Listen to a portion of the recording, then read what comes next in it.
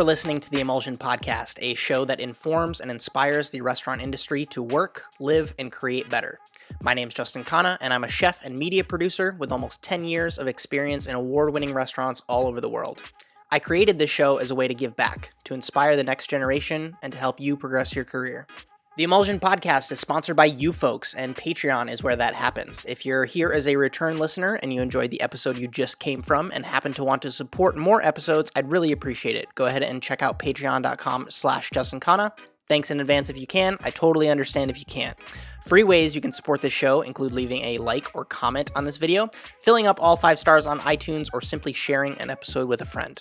This is an interview show. If you missed out on asking your burning question to today's guest, don't let that happen again. There is a really handy-dandy form where you can see upcoming guests and ask them your questions. Be sure to check out justinkhanna.com/podcast. I'd encourage you to see who I've got coming up. Or not misconception, a common mistake I see sharpeners do, and this drives me absolutely nuts. And that's another reason why I like having my own shop, is because I have all these different tools to be able to do all these different things now. Is they'll use the same method for every single knife, and every knife is not the same. Today's guest is Albert Edmonds, CEO, chief sharpener, and owner of Seattle Edge right here in the Ballard neighborhood of Seattle. He spent a lot of time in the hospitality industry and is coming up on 2 years in his small retail shop where he offers done-by-hand sharpening services on a myriad of different blades. In this episode, we talk about some common misconceptions even professional chefs make with knife sharpening, owning a business and being an entrepreneur, hotel job horror stories, upcoming knives he's going to be carrying in the shop, and more. I'm very excited to share this episode with you, but a couple of updates since I've recorded this. Dosfi, my friend who's the artist, Albert, who's the guest for this episode, and myself are going to be collaborating and start carrying custom painted knife sayas in the Seattle Edge knife shop. Go ahead and hit me up in the comments down below, and I'll be sure to send you a discount code for that because it's coming up very soon. Dosfi has the first round done, and he's going to be premiering them this weekend. But I will 100% be releasing a more detailed video about that once it becomes a thing. But I did promise Albert I'd offer you folks first dibs because I'm really passionate about custom tools and getting those into your knife bag first. Second, we talk in this episode about a couple of times in his about his open house, where Albert says in this podcast is coming up in May, but since we recorded this, he has actually rescheduled that open house. So that's part of me releasing this episode when I am releasing it. So today is June 1st. The open house is actually coming up on June 3rd. So this Sunday, coming up in Seattle, I will be there if any of you folks are interested in stopping by and meeting Albert and showing some love to Seattle Edge. I'll also be there doing a little bit of video work, but it's 100% also an opportunity for you to stop by and say hi. If you see me running around, I would love to meet you in real life. If it looks like I'm busy, obviously be polite. But I would love for you to, stop by and say hello. It's at noon on June 3rd. He definitely shares some more details about what's going to be happening at this open house later in the episode. Spoiler alert, there's a couple of knife giveaways. But I thought I'd correct that point before you get misinformed in this episode because we do talk about being in May. But enough blabbering. Let's get into my conversation with Albert Edmonds. I always like to start with I call it a quote-unquote State of the Union. And it's usually about chefs and media. But I would like to know from your perspective, from a knife maker world, because American knife making is at a place that it's never been before. And where are your thoughts? What are you excited about? What are you not excited about? What are you kind of where's your head at in summer of 2018? Summer of 2018, I definitely agree with you. The cutlery industry in general is exploding. I think people are having more of an appreciation for handmade products nowadays. I think the real birth and blossoming of foodie culture has also played a role in that, and people are starting to wake up and have a little bit more clarity of what chefs actually go through, which is really hard work and a lot of skill. Yeah. And I think that went unrecognized for many years, or by a very small group of people. So now people are starting to appreciate that more, so demand for quality cutlery is increasing. So I think it's great. I've never seen so many high quality pieces coming up. Social media has really helped get the word out. Instagram, like the knife community, Instagram, it's like dizzying. You don't need a shop anymore. No, like, you don't. Literally, like there's makers that I'm interacting with who are like, they don't have a shop. It's like, come to my site. I'll ship direct to your place. It's crazy. Yeah. It's got to be fascinating to see it. Oh, it happening is. like that way. Like, how much of your business ends up going through Instagram? Well, through Instagram, I would say Facebook has actually been more influential than Instagram, but I have not been promoting on Instagram for nearly as long. So now that we have started promoting more on Instagram, I'm getting a lot more private messages. Right. When it has been really good for networking. So Instagram is definitely starting to grow more. So yeah, Instagram is a very, very powerful tool, and I've talked to knife maker friends of mine in Instagram for as far as retail sales and spreading the word about custom knives. It is absolutely invaluable, perhaps the most influential social media source for spreading their business. They've made it insanely easy because it's like I'll like a page that makes a certain style of knives, and then like 3 days later in my Discover feature, it'll show me 2 or 3 other pages that are making exactly the same style of knives. So it's like if you're a heavy Damascus style knife, or if you're like a butchery focused company, I just think it's insane. Like, I came up and it was never even an option. There was like a couple of like janky forums online where you could like go and check out knives and like people saying this or saying that, but it's now you can interact with the person who literally made the knife. And that's insane to me. What are your thoughts on the guys who are taking the like old saw blades from the 1950s and turning them into knives? Because that was never something that I was always, Japanese was like the pinnacle, right? Yeah. Where do they stand? And this is partially a selfish question because I don't have a good answer to give people when they ask me. These American makers are making these amazing knives, but there's like, I was also told the Japanese is the best. What are your thoughts? Well, it's good old carbon blade steel, so while it may not be the most romantic or highly romantic, depending on your viewpoint, they can be decent blades. The main thing that it really comes down to is the execution of the whole thing. Is the person doing a good job with that blade geometry? I mean, because the beauty of carbon steel is that it gets super sharp and usually touches up pretty quick, unless it's 64 Rockwell, then it's not going to touch up so quick. But you're not getting that crazy like Aogami hardness with an old saw blade. So that's a nice part, is it sharpens quickly. It's easy to touch up. They can generally deal with pretty heavy use, but the main thing is on the execution. So I would say the main things with those older alloys as well is that corrosion can be a real problem.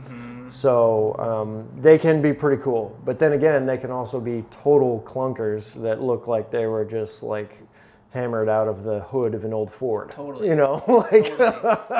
Is the reason that people go for that is like the romantic nature that it has like a story, or is it strictly based? I mean, I would assume that the cost of getting a big chunk of carbon is way cheaper than buying in a sheet of steel and melting it or forging it yourself in a way that makes your own knife. What do you think attracts people to it? Well, I would say it's probably the character that it has. That's the main thing. It's kind of cool to be like, oh yeah, this used to be a saw blade that was used to cut down redwoods that were the size of my house and, California, blah, blah, blah. So I think part of that unique flavor is a big part of it. The economics, like you mentioned, that's going to be way cheaper than to get a gigantic sheet of AEBL, which is astronomically expensive. Sure. And that can be pretty easy to acquire depending on where you are. Harder to acquire in Brooklyn, easier to acquire when you're way out in the sticks. Understood. But as far as the quality of the finished blade goes, that's completely that's why the knife maker is so important. It's very similar to like, I mean, I would probably equate it to like wine, right? Like you could have amazing grapes out in the field, but how the wine gets made, it can make or break the actual finished product. Am I correct in saying that? Yeah, exactly. Okay. And that also comes down to the quality of the saw to begin with. I mean, you're limited because you don't know. Exactly. Okay. So there's the QC. I mean, generally back in the day, they made things really well because you couldn't cut corners. There was no outsourcing. Everything was basically made here.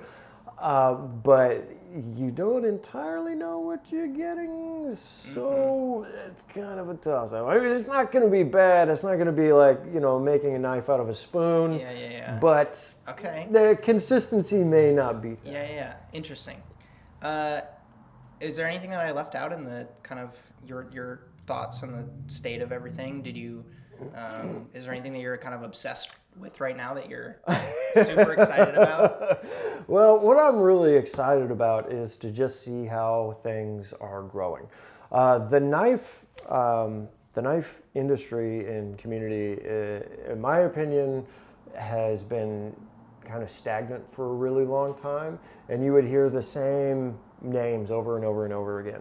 So now you're starting, because you're getting more people entering into the industry, specifically younger people entering in, you're starting to see more diversity with with designs and things like that. Handle styles, bolsters, things like that. So it's interesting to be able to see people really put their own spin on things. So you get everything from someone that makes the most traditional of Japanese style knives to someone that comes out with much more flowing type of designs. But you're generally seeing, mostly, I find really thin blades and really hard blade steel are the primary. Like that's like the flavor right now, and I'm totally down with that. However, the combination of the two, back to execution, you got to be careful with that. And, I mean, I've seen knives that are so thin, I'm actually like, my mind is like blown. I'm like, how is that not a straight razor? That's insane. But then edge damage, I have seen edge damage that is absolutely ridiculous. I can only imagine. Because you're limited to what the knife is actually capable of. Steel can only yield so much before. But the marketing behind saying my steel is stronger and my edge is thinner is probably like what everybody kind of looks for. Yeah, and while it has its place, it's really cool when you're cutting up shallots. There's only so much that knife can do. Sure. So, balance with all things. I noticed that the knives that you carry are very consumer centric. You try to have a good selection. You try to have a bunch of different shapes. Do you have a preference when you're cutting? What's your favorite style or ratio of thickness to thinness to hardness to softness? What's your ideal? If you had to build your own perfect. Yeah, that's actually something I think about quite regularly.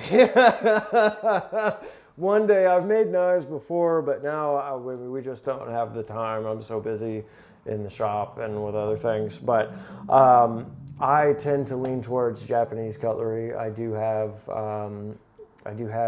two Western style knives, and they're great for when you need to do really, really hard stuff. Yep.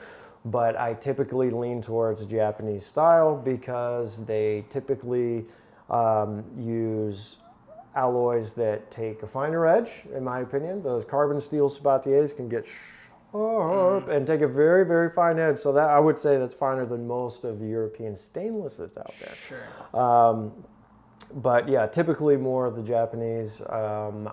As far as like width goes, going less than 2 millimeters at the spine.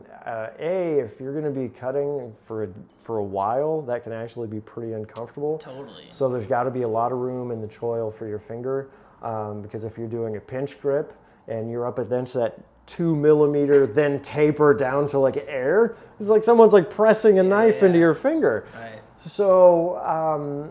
Yeah, I like room in the choil, 2 millimeter-ish. I am a sucker for carbon steel. Yeah.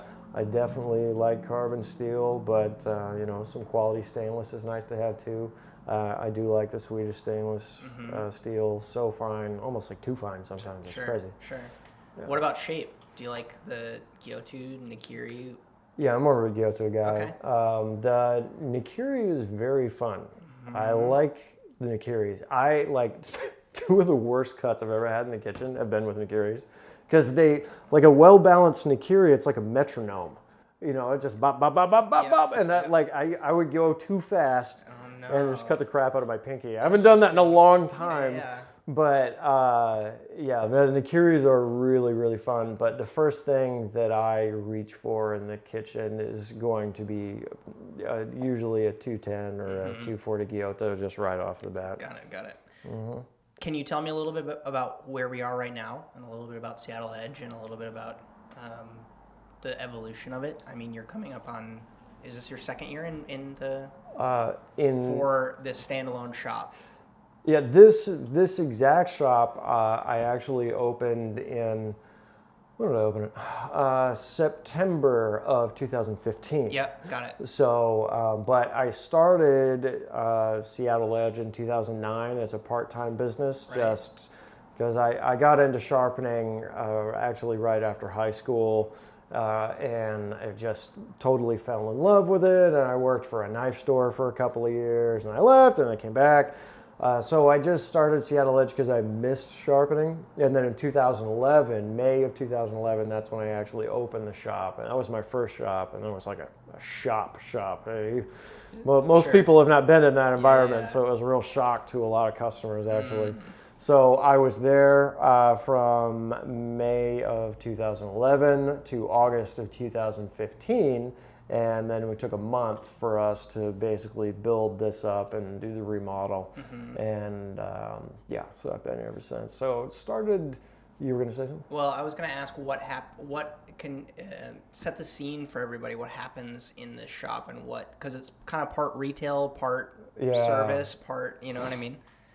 Yeah, well, I started out in 2009 when I just started. I was a mobile service. So I would go wherever the work was. I had a little 1x42 sander and, 100-foot extension cord and a buffing wheel and just, basic stuff. But I'd always wanted my own shop. Ever since having even a really basic shop in the knife store that I worked at, like, I just wanted one myself really, really bad. And it had just been, and especially when I decided that I wanted to go full time, I was like on the hunt. And so it was great being able to have that, because I find in a shop, while yes, it may be less convenient for my customers, as a sharpener goes, you're able to offer more services and do a greater variety of work than you can in a van. I mean, there's only so much you can do on a workbench with an extension cord. Yeah. So that was a really big thing. And even though it was like, like my first bench we made out of like 2x8s and like, it was Spartan. Right. But I mean, it worked. Yeah. So, I just started out doing sharpening mostly, just about everything I do is culinary. And I was definitely pursuing mail order a lot at that time, because my local customer base was very, very small. Sure. Because I was totally the new guy on the block with two competitors that were very close. So, that's when being online was huge. Totally. I mean, when I was not sharpening, I was on social media. Yeah, and that was like a part of the job in itself, really. Back in those early days, was it mostly chefs, or you were getting home cooks who wanted their whole knife block sharpened, or what were those early days like, customer-wise? The early days, it was more home cooks, I would say. And now, and as slowly like word started to spread, then I started getting more professional cooks. I mean, just being in Fremont, there's so many restaurants here that some people would be like, oh, well, he's got he must be good. He's at least here, so let's give him a shot. Sure. So proximity, which is, one of the reasons why I set up shop in Fremont, is, that was able to get me some customers as well. But yeah, mostly in the early days, it was home cooks. was there a point when you decided that it was time to go full time? Whether it was like you hit a certain revenue amount, or you were like you saw the opportunity for this space and you're like, I'm going to give it a try, or do you remember like an inflection point where you're like, I have to go full time with this? Yeah, I was doing a lot of thinking back and forth. I worked in hospitality for 7 years. So I've worked in hotels, from like really, really nice 4-star hotels, with like movie stars and stuff staying in them, to like ghetto hotels, like people like spraying mace, like evacuating 2 floors to let the mace get out of the air ducts, everything. Dear God. I have so many stories. It's ridiculous. So, that was the first hotel I worked at, the ghetto one, and then you work your way up. Yeah. But so I had really been seriously considering hotels as a full-time career. I did have a path. I was good at it. Management liked me. They knew I was serious. But I'd started Seattle Edge as a part-time thing just for fun. And I started to see growth in Seattle Edge and the potential for it to grow. And it was like the ultimate Hail Mary pass. So like I made sure that I had a safety net still available in hospitality in case everything totally went to hell in a handbasket.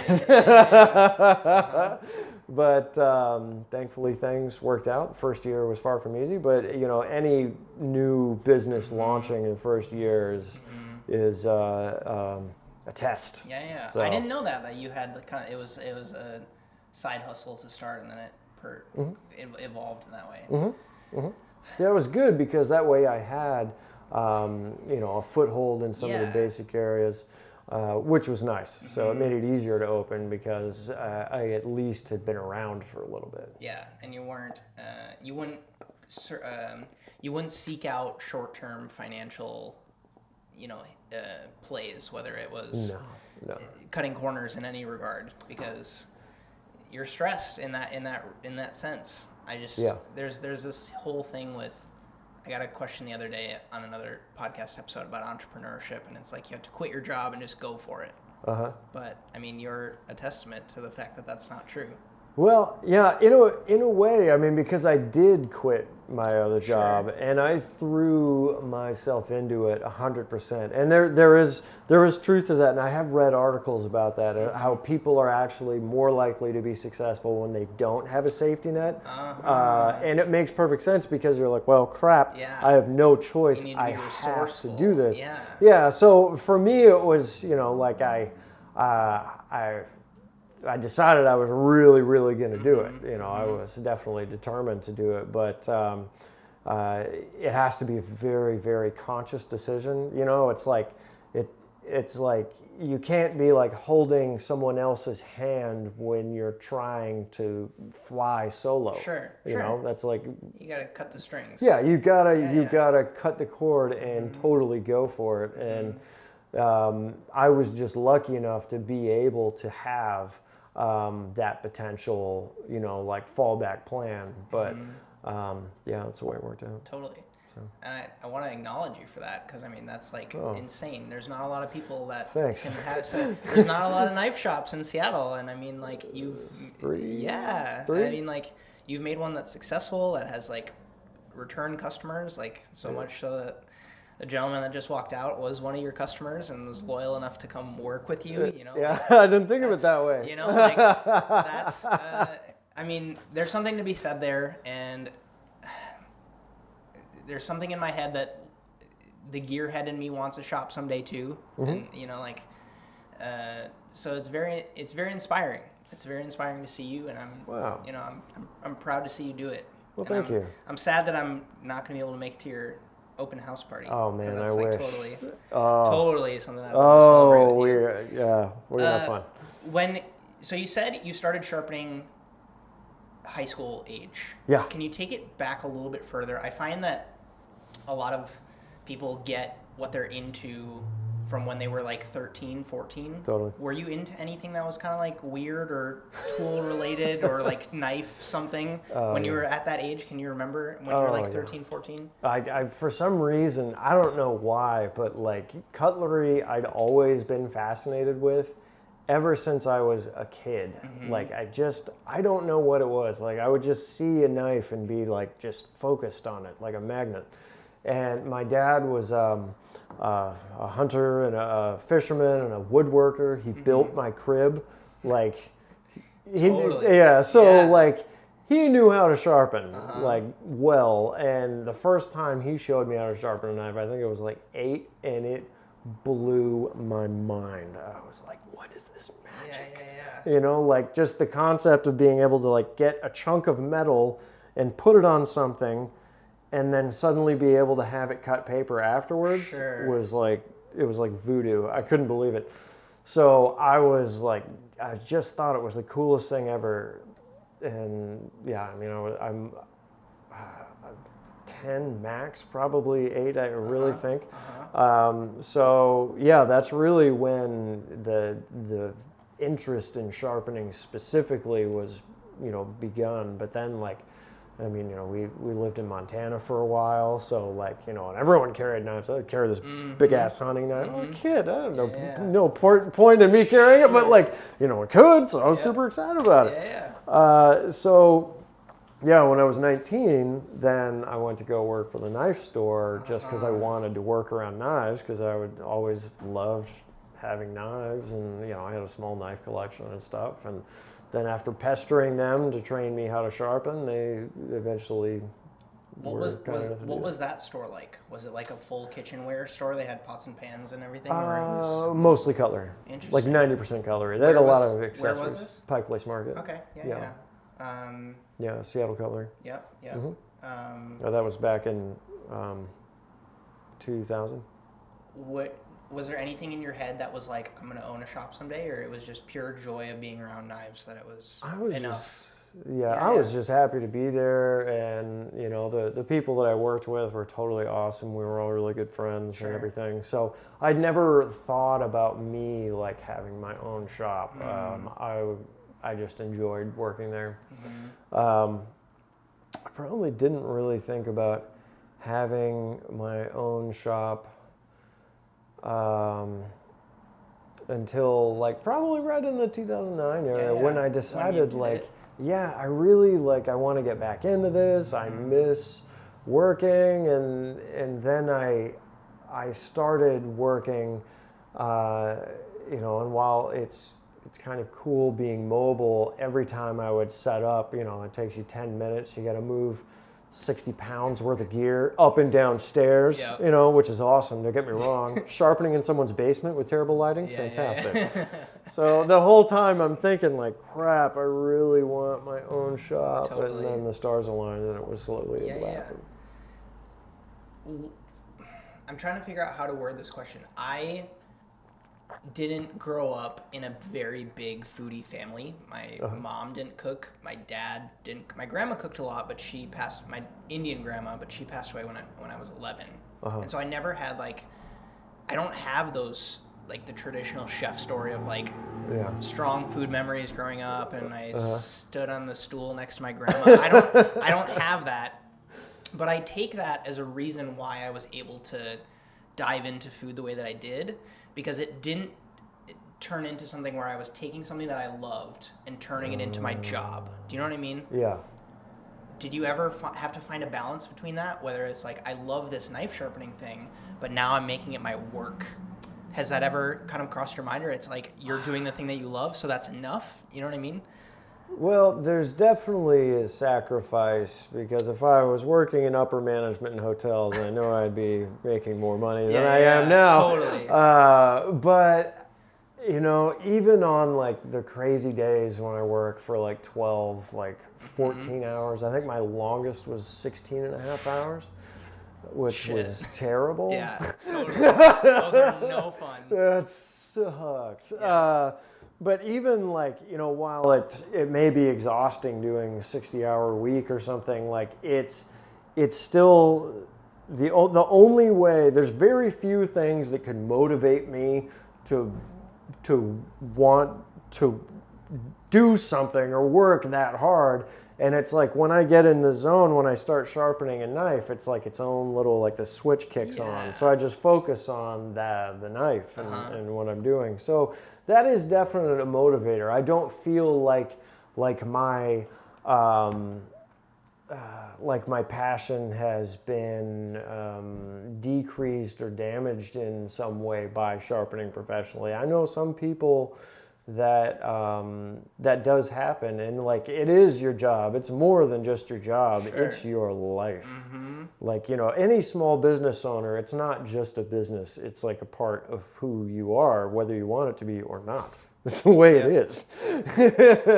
You know, so I guess I'm just one of the lucky ones. Sure. Like this would not be fun if it's something that I no longer had joy. I cannot imagine being a knife sharpener not enjoying it, because I think that the interest and appreciation and like the craft is what fuels you to be good at what you do, or to try and improve to begin with.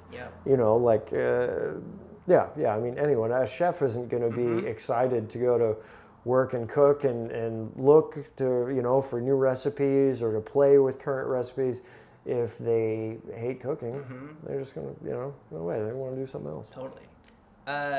Tell me a little bit about like what your day to day is like here and how you spend your time, and then a little bit about what happens in the shop, I guess. Okay.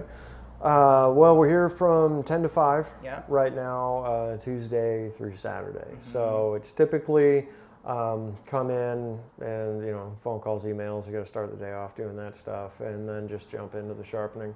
There's only one day a week in which I'm by myself. Other than that, I do have one other person to help me each day. So there's usually somebody doing something, or we're both sharpening somehow, just to keep things moving, keep productivity high. We generally have in between anywhere 150 to 200 knives for sharpening at any one time. Crazy. Yeah, it's crazy. If you could have told me that in May of 2011, like, would have caused a lot less stress in my life. But so I mean, you know, productivity is very important, and I would say the tricky part about maintaining the productivity while in the shop, it's like we have everything laid out. I have a system. You know, it's like you got the date on the front of the box, you get it, you sharpen it, boom, you know, wrap it up, call the person, you know, try and do a few orders at a time. That way you're not just bouncing back and forth. But yeah, the mixture between shop operations and customer service and sharpening is a strange triangle that is very rarely even. Right. Unbalanced. Yeah, totally. So what does that workflow look like, to get into like specifics? So you charge by the inch for your knives. Oh, correct. And then you give industry a discount. That is correct. Right. So I'm a cook. I come in. I have my chef knife, my petty knife. I want you to sharpen it. What does that look like? Like, not just from my perspective on like how long I can expect it to take, but then also like what are the steps that you put it through when it comes into your shop? Yes. So as far as receiving or the sharpening process? I guess the sharpening process. The sharpening process. Yeah, that all depends on the knife. A lot of the time involved and the methods all depend on the knife. So if someone gives me a Wusthof or a Victorinox or a Henkel or FDIC or something like that, that's when we're going to be using more of the motorized equipment, which is variable speed, water cooled. That way we make sure we don't burn anything. You know, it's very important. So that will go ahead and put on the sander, and that is typically a 2 to 3 step process. Okay. And then we go to the polishing work on the buffers, and that's a total of 4 wheels. So 2 buffers, 4 wheels. So about 6 to 7 step process. Got it. And that's the shop that was like near my culinary school in like upstate New York also used the wheels. I've never personally used a wheel before. Is how to it's a lot less of the motion of your hand.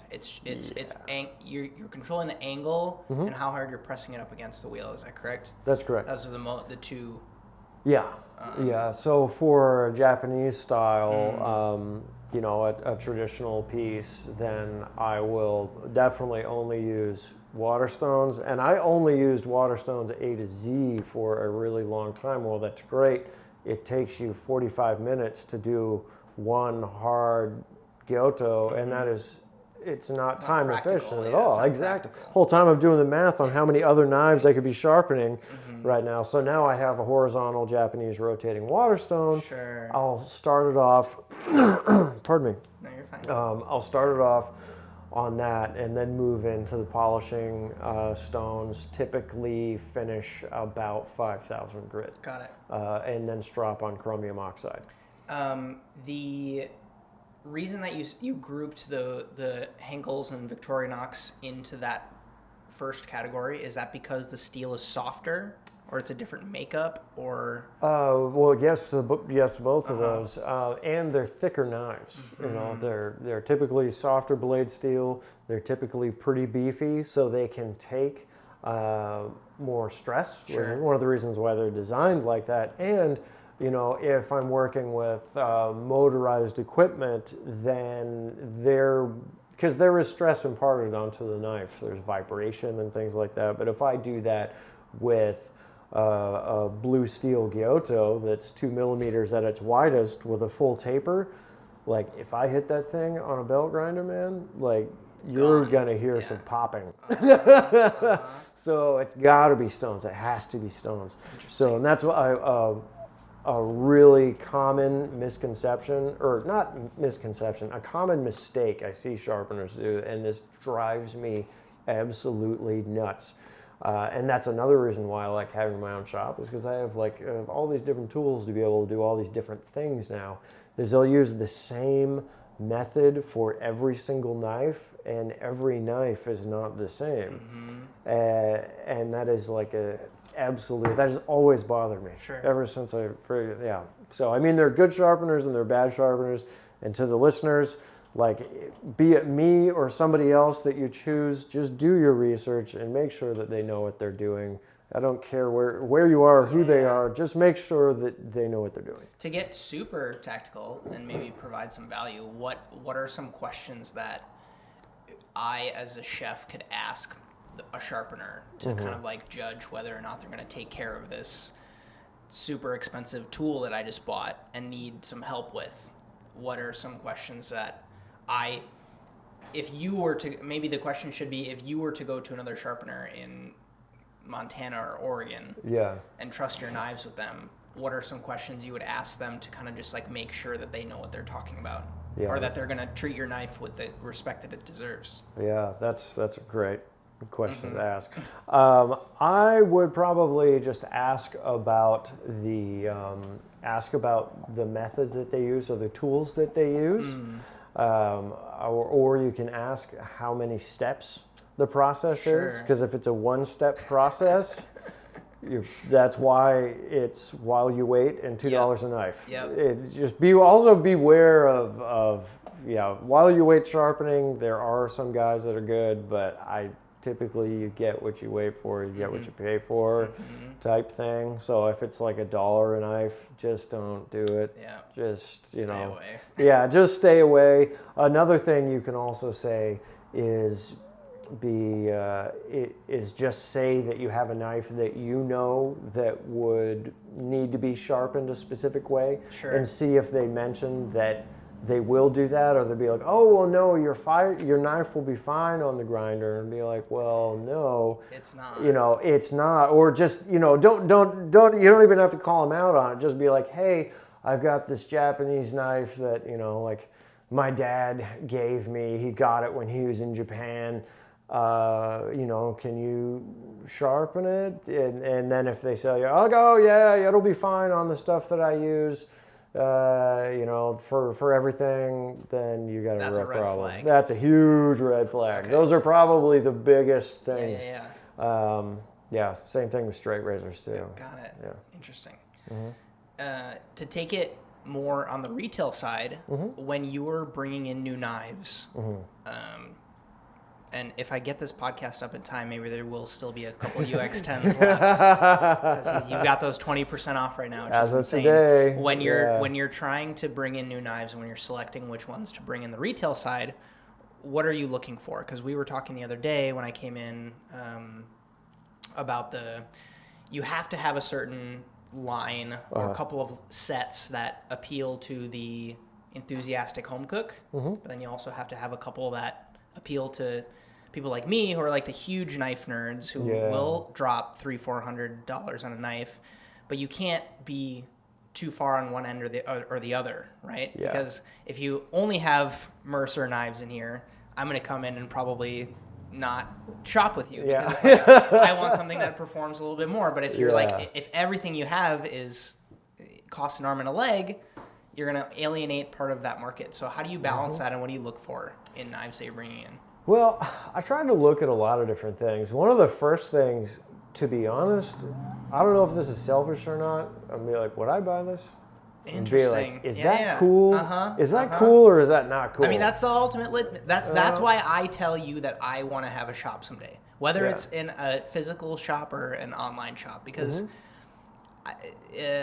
who was I talking? I was talking with the guy who owns Eating Tools, which is a really fancy shop in New York, and I asked him a very similar question: what makes you want to bring a tool in? And he's like, it has like this je ne sais quoi about it. I can't tell you exactly what it is. But that's that's part of the curation process, right? It's like an art curator can't tell you exactly why they have the pieces that they have, but that's why they have their job is to curate the pieces. Yeah. What is there any specifics that you look for, or like whether it's steel or handle or? I would say I mostly 90% is either Japanese or Japanese in influence, so that tends to be where I keep my eyes peeled. Being a sharpener, I kind of have an inside scoop because I get to see what people are buying or what they're using. Sure. So I kind of know where the market trends are just from being here. I associate myself. I've always marketed Seattle Edge as being quality focused. So that's one of the main things that I look for is something that's really well made. So I would say that's the main thing is it a good piece? And because anything that I sell ultimately comes back to reflect on the store. And like you mentioned, Mercer's, yes, they have their place. So that's why I have a few in the store. Sure. But they're not good for everything, so it's important to have other pieces as well. So I don't want to sell junk because I don't want to be associated with junk. Totally. No one does. So why would you want to carry it in the store? No way, man. Absolutely. No.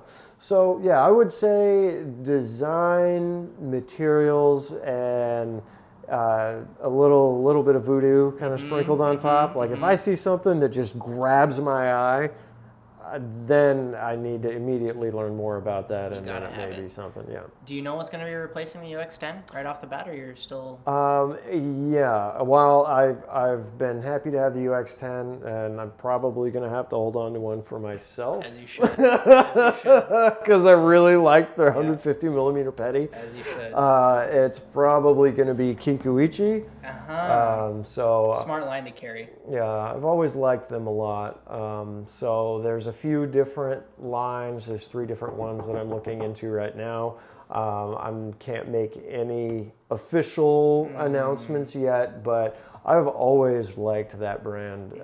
Ever since some of the first, what's funny about Kikuichi, the best test that I have seen their knives go through, and this actually sold me on their knives as far as performance goes, was not giving it to a Michelin-Starred chef.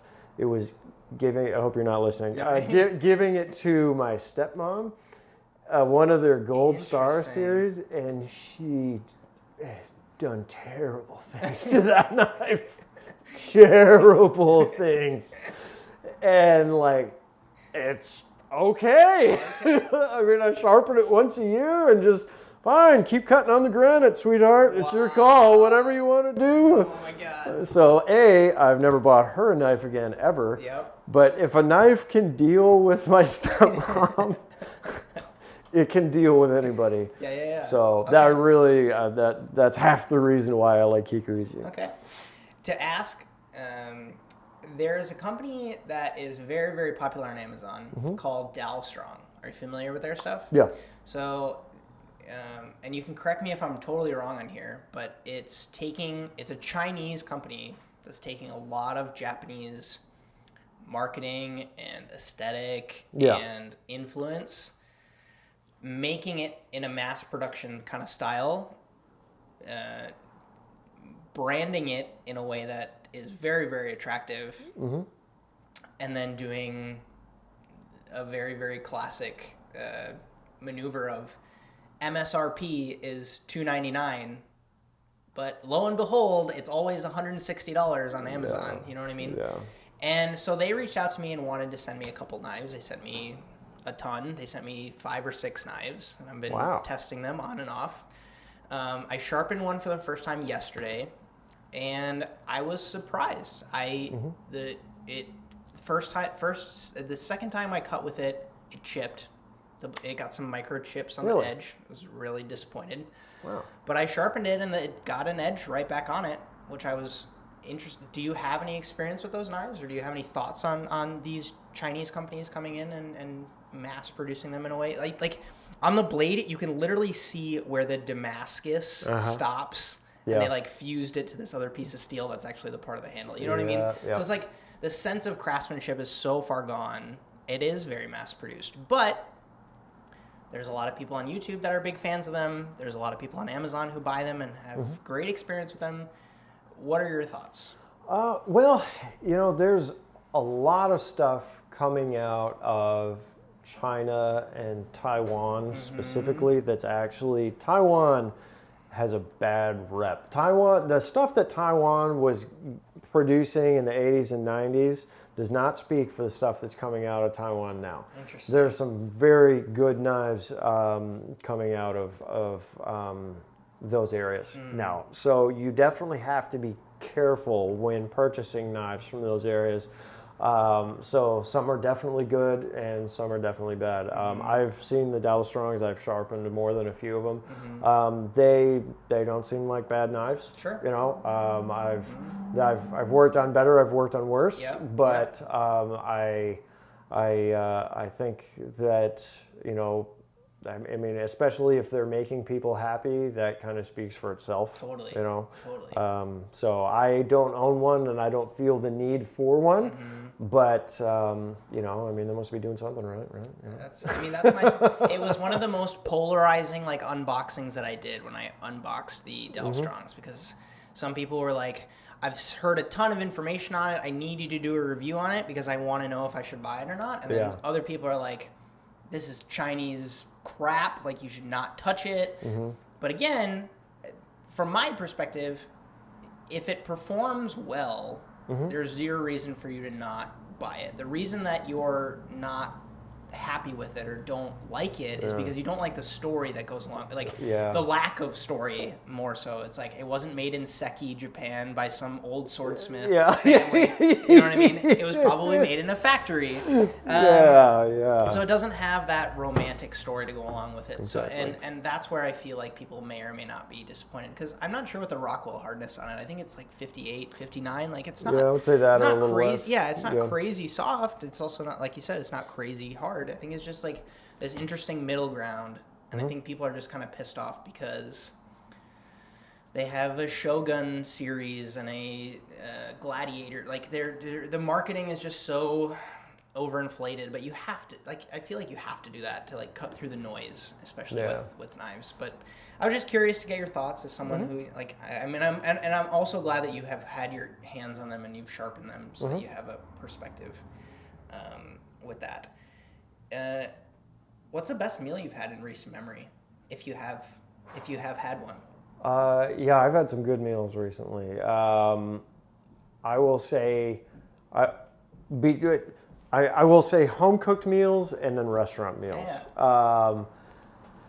As far as really good out to eat meals, the lady and I, for her birthday, we went to Tarzani Jane right next to us. And I will say that was probably one of the best meals I've had in a long, like years. When I worked in hotels, I could almost eat just about anywhere in Seattle for free. So I've eaten at a lot of restaurants. That was one of the best meals that I've had. Very cool. Everything was very, very creative. You know, it was far from cheap, and they had a separate drink pairing, and I said, you know what, yeah, it's extra money, but let's just do it, and that was totally worth it. The drinks were paired perfectly with the meals.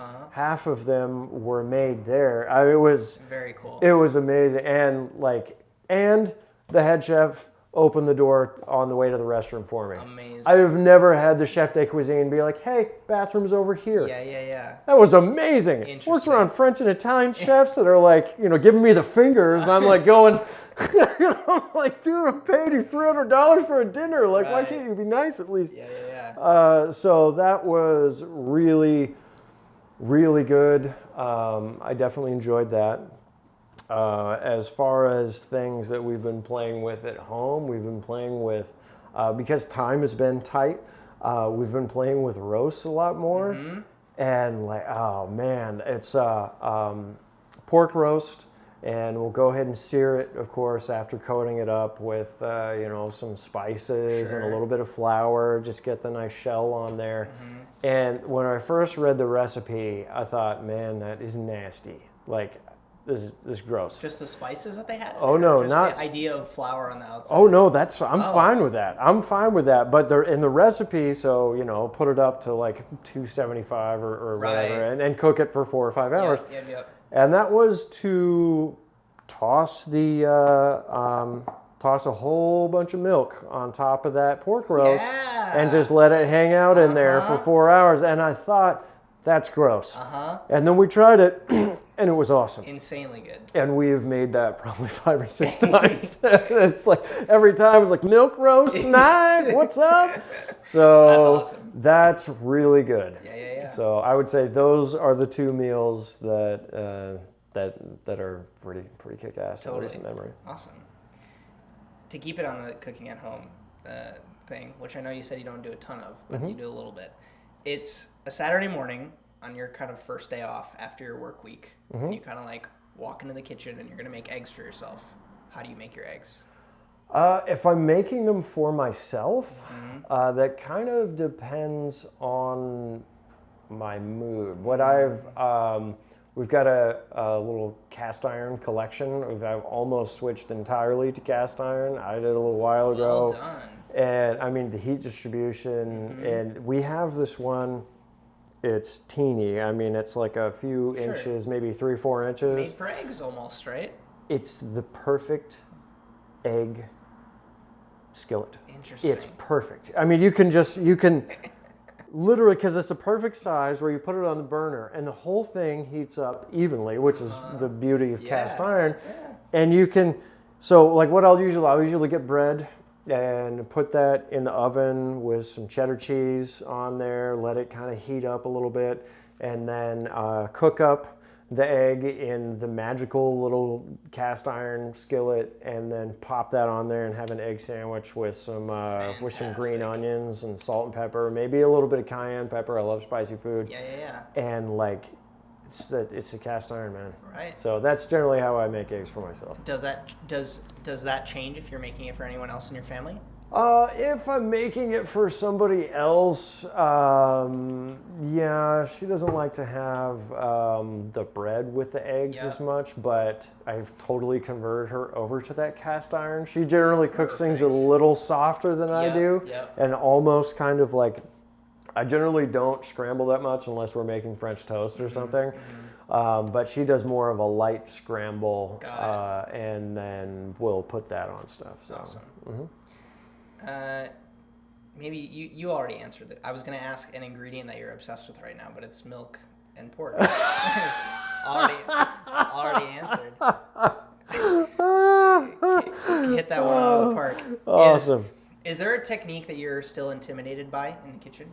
Or maybe, let's flip it. Is there a technique in the shop here that you're still, like, intimidated by, or a type of blade that you're still like, Well, some of the ones that are, I don't know about intimidating, that are really concerning. I get excited when I see like really nice traditional Japanese cutlery, but it's also concerning because the amount of problems that I see with those types of cutlery. For a few different reasons, I'll see major problems with edge damage and chipping. That may be because of the user does not know how to properly use a knife, and a lot of people don't. You know, you can't blame ignorance, and everyone's got to start somewhere. So that's frustrating. The other thing is that when we started this, we were talking about blade geometry. A lot of knives now, they may be too hard or too thin. Now, Japanese knives, they are prone to chipping for those reasons. So typically after the first or second sharpening, they actually perform a little bit better because they're less likely to chip because you're receding up the blade. But I will say that most of like the Yanagis and Debas that I'll get in have edge damage that needs to be addressed, and it's tougher on a single bevel piece. Asymmetry can create more problems because you may have perfect technique on one side, but if the blade is designed differently on the other, you've got to do a lot of problem solving while you're sharpening. Sure. So yeah, you've got to be careful because the blades themselves can warp over time, and it's actually natural. They're really, really nice knives that you'll see. Some makers in Japan, they'll make them and they'll let them hang out for a year because they're inevitably going to bend, straighten them, and then bam, there you go. That's interesting. Yeah. So you've got to be careful with some of that stuff. So I would say those are the main things where it's cool and also kind of like, oh man, that's a bummer. And as far as things that intimidate or I know will be a problem, Michelin-Starred is a very old French company. They make wonderful pieces. I'm going to be carrying some of their knives very, very soon. But I think that one of the straight razor sharpeners that works there is drunk. Really? So many are sharpened. Like, they're wonderful razors. They're very nice razors. I've actually thought about carrying them, but some of the factory edges that I've seen on those things, like, they take like an extra 25 minutes per blade. It's just really hard. It's just like, well, hard, and they're sharpened unevenly on different sides, which can be very frustrating. Wonderful razors. But I found that some of the initial sharpening can be very tricky. Yeah, that's kind of a bummer. You somehow get a call right after this interview that you just won an all expenses paid trip to eat at your dream restaurant. And when you get there, there's someone that you've always wanted to talk to waiting there to have dinner with you. What restaurant is it, and who is that person? That is a tough one. Wouldn't mind going back to Tarzani Jane. Yeah. Wouldn't mind doing that.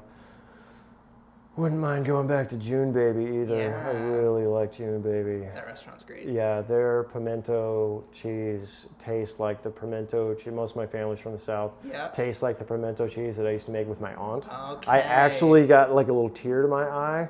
That's what he's going for. That's when perfect. it was amazing. Like, yeah, that was pretty ridiculous. Yeah. So. But the person can be living or dead. I guess maybe that's a thing I should have included. If you have anyone that you're like, you've always wanted to go out to dinner with, anybody that is either like a huge inspiration or a someone that you think you grew up idolizing. I think being able to go out to dinner with Howard Houdini would be like the coolest thing in the world. I'm like 94% sure he's from the same town in Wisconsin that I grew up in. No way. We have a Harry Houdini museum. Oh, no way. Like, I don't know if it's still there or not. I need to look it up, and I will fact check it, and I'll get back to you on it. But there is a museum very close to my house that is a Houdini museum. I think that would be one of the most interesting dinners. Yeah. What is it about him? Is it just like you think he's just a total weirdo, or just like his career, or what? I think that he was much more complex than the average person actually gave him credit for. I think he had a lot of foresight and applied a lot of methodology and study to what he did. So he wasn't just an entertainer, he was a strategizer. And I think his strategy and application is what made him so successful. So I think he was a combination of someone who was gifted when it comes to magic, and also a genius marketer.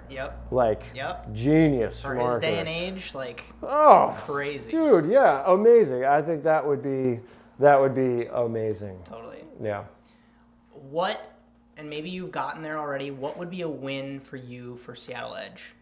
A win for me for Seattle Edge, to be able to keep expanding and offering more services and products to my customers. Here in the Pacific Northwest, are you thinking of going to other cities? I have very seriously considered going to other cities, actually. Or perhaps, we'll see what the future holds, but there may be I don't know if it could be Seattle Edge in a different state. I mean, it could be. But yeah, it could be, or some sort of Seattle Edge affiliate or something. Sure. But yeah, I've definitely thought about some other cities. Seattle, I love Seattle. I love Seattle. I've lived here ever since I was a kid. There are many things that are great about this city, and I want to be able to stay here and keep, supporting this city. But I would definitely consider going to another place or expanding. So I would say being able, moving the shop, that's another thing that I... just growing. Larger. Yeah, essentially. Is there any last bit of advice that you have for the culinary school student, line cook, sous chef listening that they should know, whether it's about knives, whether it's about opening their own place? If you have any closing thoughts that they should be aware of? I mean, maybe you can do both. You can answer one thing about knives and one thing about doing your own thing, because you have experience with both. Well, I don't know if I have starting your own place advice for line cooks. They may want to talk to a restaurant owner or a chef de cuisine or something.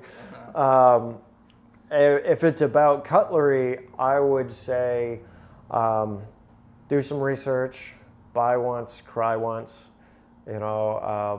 Get quality tools and learn how to take care of them.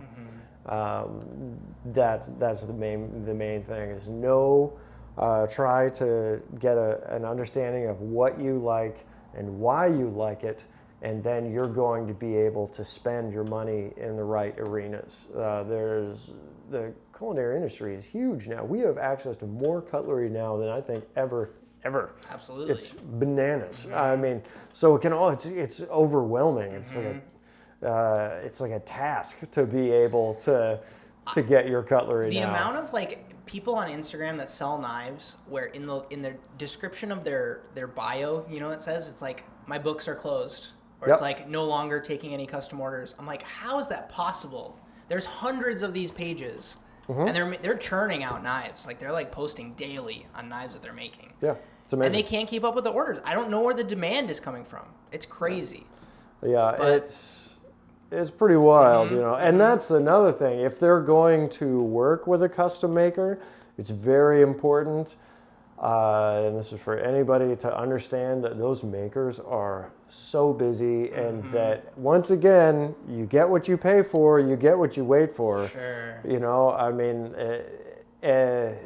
And it's very hard. This is just a general side note. Like being a knife maker is no cakewalk. I mean, those guys work so hard. Totally. And even if they're charging $1,200 for a chef knife, the profit margin on those can actually not be astronomical because they have to buy the materials and then they have to also invest who knows how much time. Or, power hammers aren't cheap. I don't even, I can't even tell you what the prices of all these pieces of equipment are. But it's true. It's true. That's it. So it is definitely a lot. So I think there's more that goes into a custom knife than people know. There's more that goes into a custom knife than I know because I'm not a custom knife maker. Yep. So yeah, definitely be patient, save your pennies, you get the good stuff. And then on the starting your own thing, I mean, you've done it. It's here. We're standing inside of it. You have a brick and mortar, and you've been here for years. Any big macro takeaways from this whole process for you? Yeah, I would say make sure it's something that you really, really want to do, and make sure that you're able to be committed to it. Because if you can't be committed to it, it will not be successful. Right. So prepare. It's not when I worked in hotels, I could leave my job and turn the hotel switch off. Right. Because I was no longer in the hotel. Sure. And the hotel was somewhere else. Not my problem. Yeah, exactly. Unless there's, a water main breaks and they need to call me in, which has happened. Sure. But when it's your place or it's your business, it becomes, it's like walking with you at all times. Totally. It will keep you up at night. So it's make sure it's something that you want to integrate into who you are practically, because to be successful, you're gonna have to do that. So be prepared to make the sacrifice, but look at the long term. Sure. Where do you want people to come find you online? Please check out my website at knifesharpeningseattle.com. Also on Instagram, Seattle Edge Sharpening, and on Facebook, Seattle Edge Sharpening, once again. Perfect. A personal they won't let you do the business ones on profiles. That's my name, Albert Edmonds.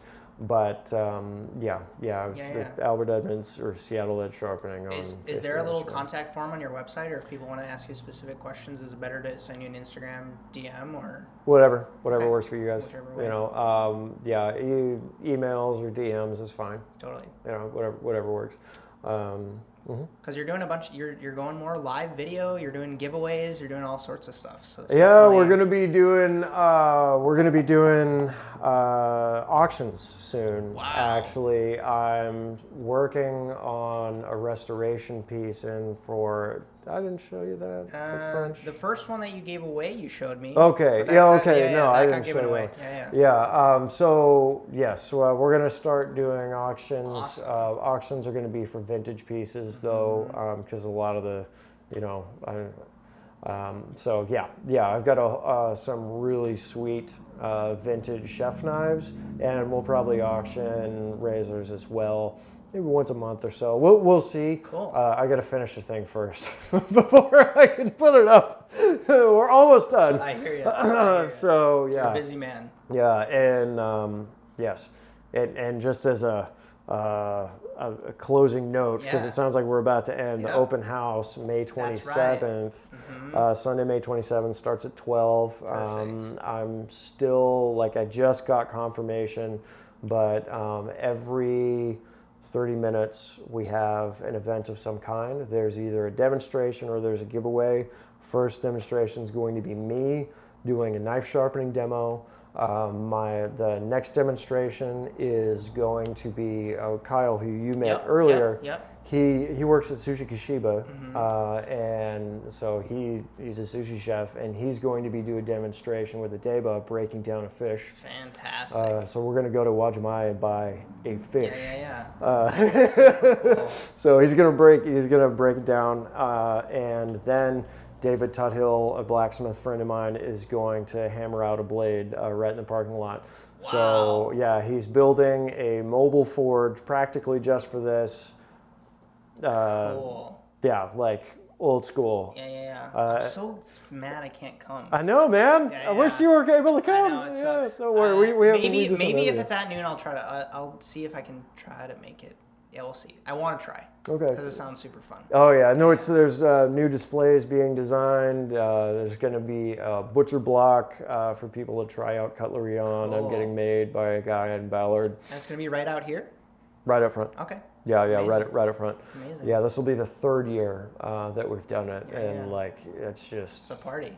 Yeah, basically, yeah. And it's like, opening in May, it's like a chance. It's a great excuse to have a party, but like I have the most amazing customers in the world. Like they're so cool and generous and kind. So it's kind of like giving back as well. It's like, let's have some fun. Mm-hmm. Come in, check it out, have some free stuff. Let's just have a blast. Love it. So yeah, it's good stuff. Well, that's where I'll send them. Hey, present day Justin here. If you enjoyed this one, I'd encourage you to go give Albert some love on his Instagram. He is a wealth of knowledge on all things cutlery, so if you've got any questions for him, I know he's always happy to share. If you'd like to meet him or myself coming up on June 3rd, that is a Sunday in Seattle, it starts at noon at his shop. I've linked his website down below in the description if you want a little bit more information about like where it is or any more information on Seattle Edge. So I hope to see you there. For making it this far in the podcast, I'm stoked to offer you a discount code for 10% off a 1 hour long coaching session. Use end of the show on justinkhanna.com/coaching if you're interested in improving your performance at work, building your personal brand as a chef, hosting your own events, networking with other industry people, and more. Thanks for listening to the Emulsion podcast. I appreciate your ears more than you know. If you enjoyed this episode and you'd like to help sponsor the show, head on over to patreon.com/JustinKhanna. Other ways you can help out right now include giving this show a review on iTunes so more people can find it. I also love seeing you folks liking and commenting on the video if you listen that way, or even just share this episode with a friend. Now's normally where I would tell you that my name is Justin Khanna and I hope you have a good one, but you've probably got another podcast episode to listen to, so I'm just gonna get out of the way here. Excuse me.